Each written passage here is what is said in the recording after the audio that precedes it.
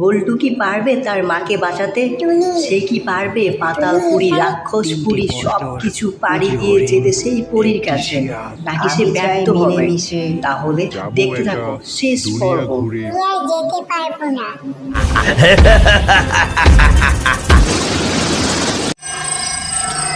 এটাই তো সেই পরীর বাড়ি।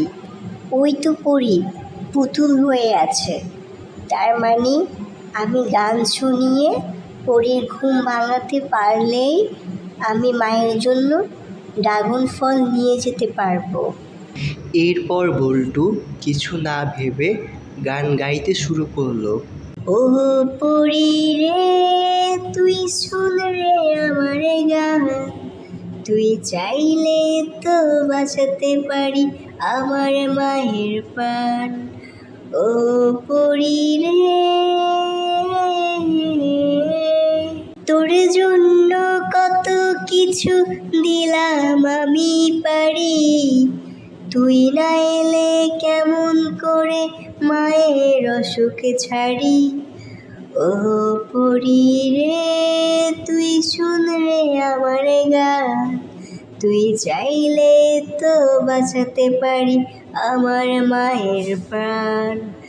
ও পরী রে।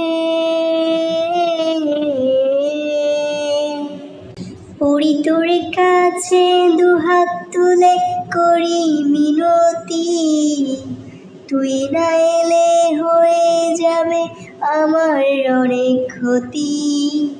ও পরী রে, তুই শুন রে আমার গান, তুই চাইলে তো বাঁচাতে পারি আমার মায়ের প্রাণ।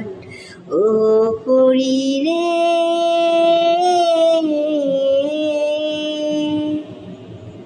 পরী, আসো না তুমি, না হলে আমার মাকে কি করে বাঁচাবো? পরী, আসো না পরী, আসো না। বল্টু মাটিতে বসে কান্না করতে লাগলো। হঠাৎ করে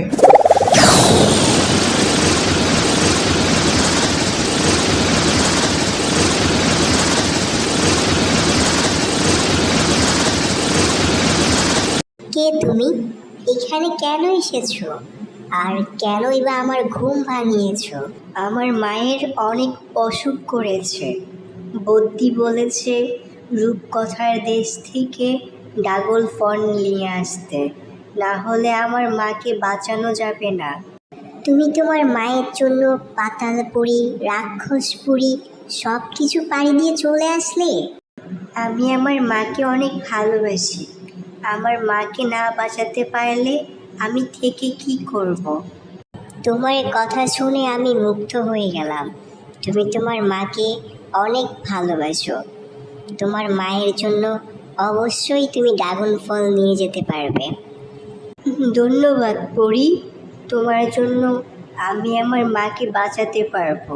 তোমাকে অনেক অনেক ধন্যবাদ। তোমার হাতটা বাড়িয়ে দাও, আমি তোমাকে ড্রাগন ফল দিচ্ছি।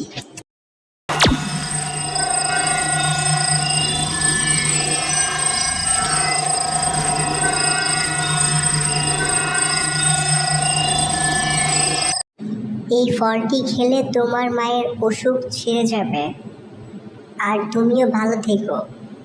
আর কখনো এসো না এই রূপকথার দেশে। এই রূপকথার দেশে কোনো মানুষ আসতে পারে না।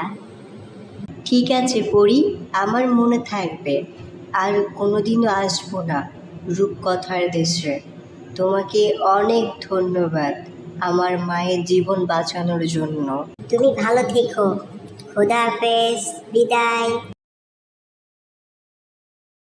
বৌমা, তুমি বল্টুর জন্য এবারের মতো বেঁচে গেছো। বল্টু তোমার জন্য রূপকথার দেশ থেকে ড্রাগন ফল নিয়ে আসছে। আমি জানতাম আমার ছেলে একদিন আমার জন্য অনেক কিছু করবে। আমার ছেলে আরো বড় হবে। হ্যালো বন্ধুরা, আমি বনি আর আমি টুনি। আমাদের নতুন ভিডিও পেতে চাইলে চ্যানেলটাকে সাবস্ক্রাইব করো।